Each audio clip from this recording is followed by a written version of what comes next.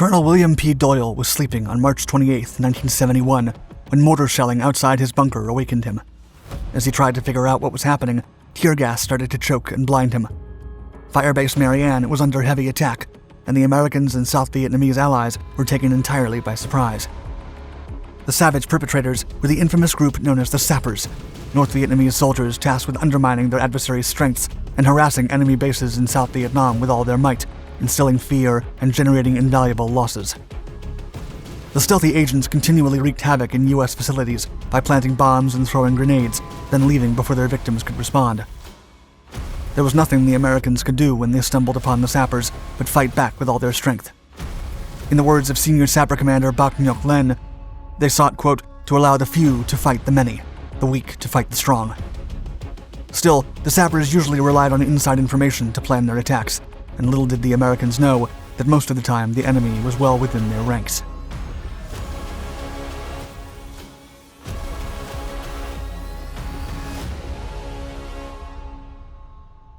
The Blooming Lotus.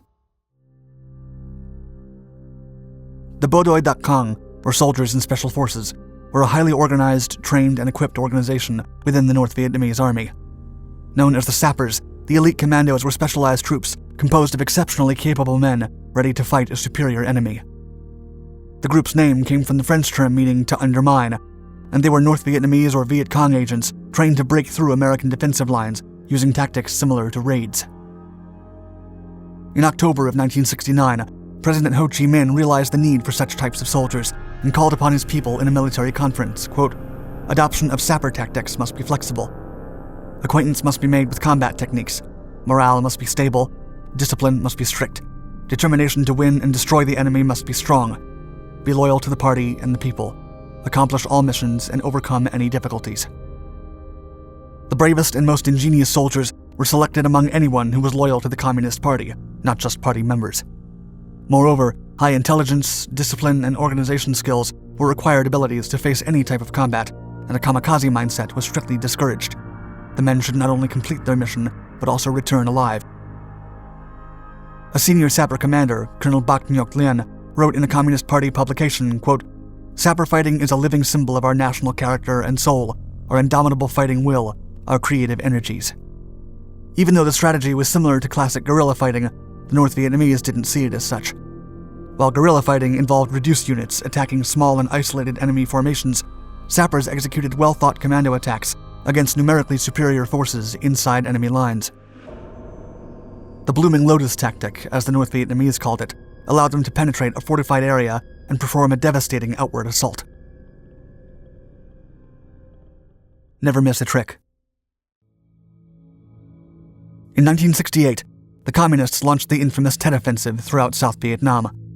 Before that, the Viet Cong controlled the Sappers in the south, which were independent of the North Vietnamese Army. But the appalling losses the Viet Cong suffered during the offensive forced a necessary change in the internal structure of the Communist forces. From then on, all Sapper operations in the south would be under the supervision of the 429th Sapper Group, which answered directly to the Sapper High Command, part of the North Vietnamese Army in Hanoi. Training differed for soldiers in regular units and raiders who would have to operate outside the formal military structure. However, a crucial part of the program was political indoctrination, which was the responsibility of party officials and commissars. On the other hand, practical training included the reading of maps and compasses, as well as identifying enemy defenses, guard routines, command centers, fuel depots, and ammunition dumps. The trainees were also experts in camouflage methods and stealth techniques, from tiptoeing to crawling. They could traverse any type of terrain and maneuver through barbed and concertina wire. In addition, they had to learn to disassemble mines, but also to make bombs. There were 3 branches within the group: naval, urban, and field. Naval sappers would undermine water supply routes and coastal infrastructure. Urban sappers raided cities, but also spread propaganda and conducted sabotage and intelligence gathering. And field sappers comprised the largest branch and were responsible for infiltrating enemy positions and destroying targets, while also training conventional infantrymen in perimeter penetration and shock attack. Needless to say, sappers were outstanding close combat fighters. A sapper attack would usually herald a regular attack, and sappers would sometimes participate in conventional infantry assaults by breaching a defensive line through which regular units could then cross.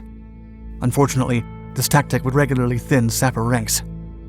Also, some sapper units were more heavily armed than conventional ones, and their arsenal included AK-47 rifles, TNT satchel charges, B-40-41 rocket-propelled grenade launchers, Bangalore torpedoes, light machine guns, hand grenades, mines, pistols, mortars, and flamethrowers. It was uncommon for sappers to chase moving targets, as their tactics required careful planning, and moving units were unpredictable. Instead, they dedicated plenty of time to study the enemy's position, as withdrawing from field fights was much more difficult than from urban terrains.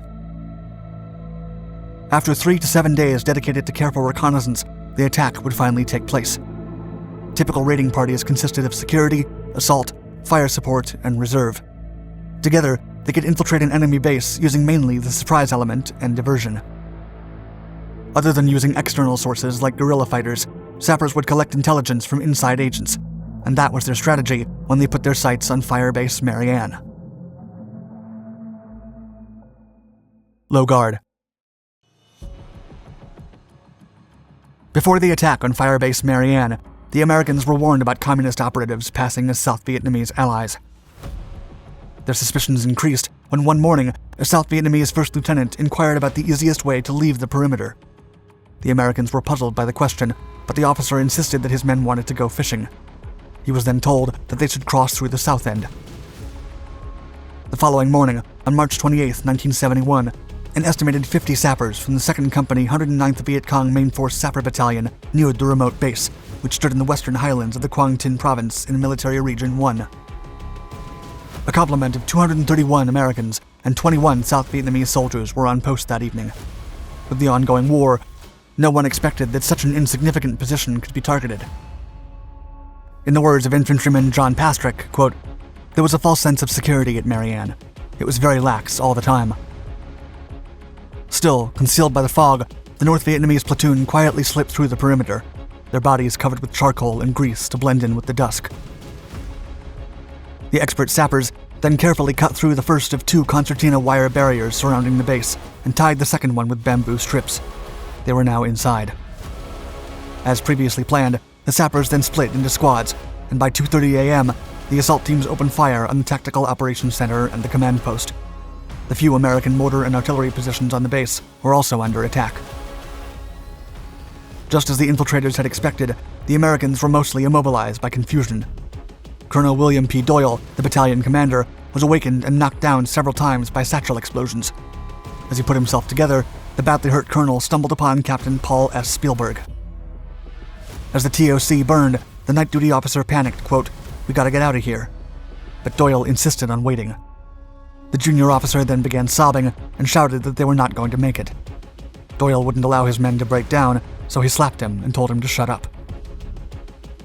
At 2:51 a.m., Spielberg contacted the nearby friendly base landing zone Mildred and asked for artillery support around Mary Ann.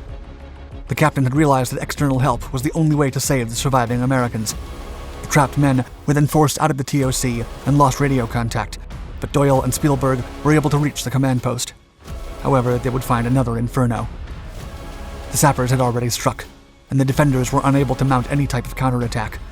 The assault lasted about an hour, and the reinforcements arrived too late.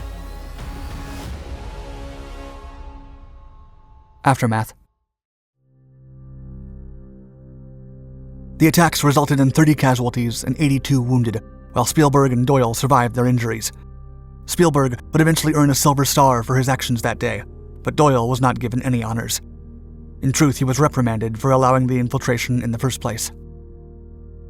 Meanwhile, it was reported that 15 sappers perished during the confrontation, but blood trails indicated that several more had been dragged back into the jungle.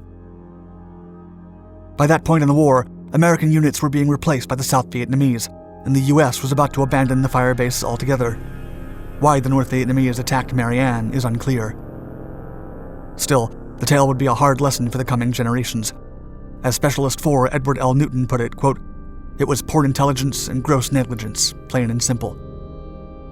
The Mary Ann attack would prove one of many confrontations with the North Vietnamese sappers, which would outwit numerically and technologically superior forces until the end of the war, when they infiltrated spearheads during the final Ho Chi Minh campaign and seized several roads, bridges, and installations, helping pave the way for the PAVN's advance. Thank you for watching our video. Don't forget to give us a like and let us know your thoughts in the comments below. And for more exciting stories from the Vietnam War, subscribe to all our Dark Documentaries channels. Stay tuned.